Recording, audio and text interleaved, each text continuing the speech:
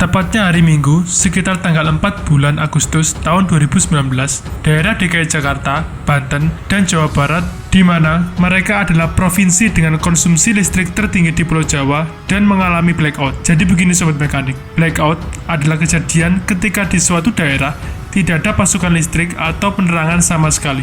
Ketika terjadi blackout di 3 daerah tersebut, semua sektor terhenti total, baik transportasi, industri, supermarket, dan yang lainnya. Hanya rumah sakit dan istana negara yang tidak mati kala itu. Presiden Jokowi langsung mendatangi Dirut PLN kala itu yang dijabat oleh Ibu Sri Penny.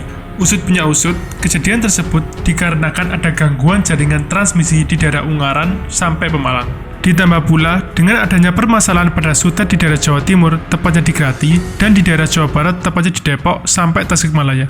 Pertanyaannya, bagaimana bisa sebuah problem atau permasalahan besar seperti ini bisa terjadi secara bersamaan, padahal jaringan sutet ini merupakan fundamental energi untuk negara ini. Pihak PLN mengkonfirmasi kalau hal tersebut terjadi diawali dengan adanya pohon sengon yang mengganggu jaringan 500 kV di area Ungaran sampai Pemalang. Dengan terjadinya short circuit 500 kV di lokasi tersebut, menjalar ke Depok sampai Tasikmalaya dan Grati, proteksi JITED di daerah tersebut juga membuat breaker membuka dan melepas jaringan 500 kV-nya juga. Karena beban listrik paling besar ada di Jakarta, Jawa Barat, dan Banten, maka lokasi tersebut yang mengalami pemadaman langsung.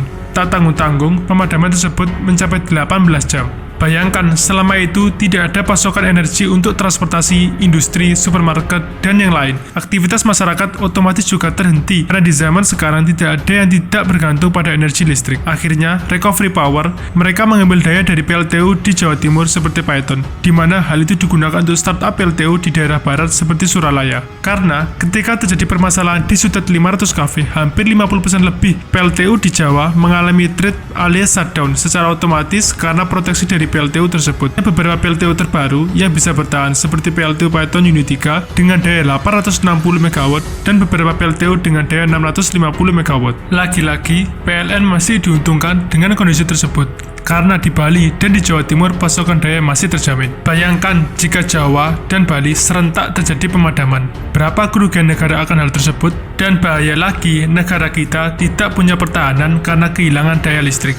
Oke sobat mekanik, mari kita berdiskusi dan mencoba menganalisa. Sesuai statement di atas, kalau permasalahan sutet 500 kV terjadi, pohon sengon, kok bisa hal itu terjadi? Menurut saya, PLN lalai dalam menjalankan preventive maintenance alias perawatan berkala terhadap JITED dan sutet. PLN menggandeng vendor atau perusahaan lain dalam rangka perawatan sistem transmisi khususnya sutet. Atau paling gampangnya adalah kabel dan tiang listrik di tengah sawah yang biasanya lebih tinggi dari tiang listrik di pinggir jalan. Harusnya jaringan-jaringan 500 kV adalah jaringan prioritas pertama dalam perawatan, tapi masih kecolongan juga. Ayo PLN segera lakukan review lagi terhadap kontraktor atau vendor tersebut. Jangan sampai ada KKN di kontraktor tersebut. Jika perawatan itu dilakukan secara berkala, saya yakin tidak akan terjadi short circuit karena pohon sengon. Tapi sobat mekanik yakin hanya karena hal tersebut? Saya yakin tidak, karena saya juga berpikir tidak mungkin hanya satu permasalahan itu saja. Usut punya usut, terjadi kesalahan dalam pengoperasian JITED di daerah Pemalang.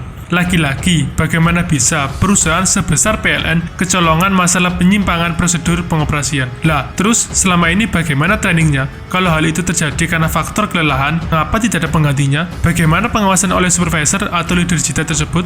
Dan pihak PLN juga mengkonfirmasi tidak ada sabotase. Jika kita berpikir perusahaan sebesar PLN, kemungkinan kecil karyawannya mempunyai low skill dan lalai dalam prosedur pengoperasian. Kalau karena sabotase, mungkin lebih masuk akal. Namun, jika benar karena sabotase, lalu apa maksud dan tujuannya? Apa yang dia dapat? Mungkin Menteri BUMN sekarang harus mengusut hal ini. Oke, kita mencoba menganalisa hal lain. Sobat mekanik pasti bertanya, kenapa sutet 500 kV bermasalah?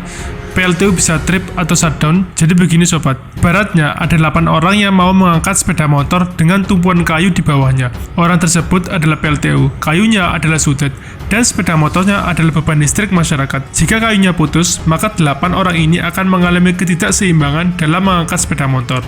Akhirnya, sepeda motor jatuh bersama orangnya yang tidak seimbang. Hanya orang kuat yang tidak jatuh. Nah, hal itulah yang terjadi pada beberapa PLTU Python. Dari 9 unit, hanya sekitar 3 3-4 yang tidak trip atau shutdown karena PLTU-nya lebih stabil. Dengan kejadian tersebut, wahai PLN, apa yang engkau pelajari? Hal tersebut engkau jadikan sebuah perubahan besar atau hanya masalah biasa yang dilewatkan begitu? Ingat, kestabilan negara bertumbuh padamu.